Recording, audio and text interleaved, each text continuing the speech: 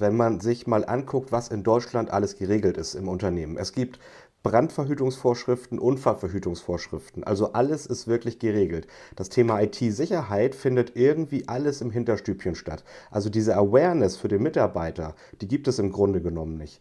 Und ich sage es mal ganz provokativ, also jedem Mitarbeiter ist doch klar, dass er auf dem Schreibtisch jetzt kein Lagerfeuer macht.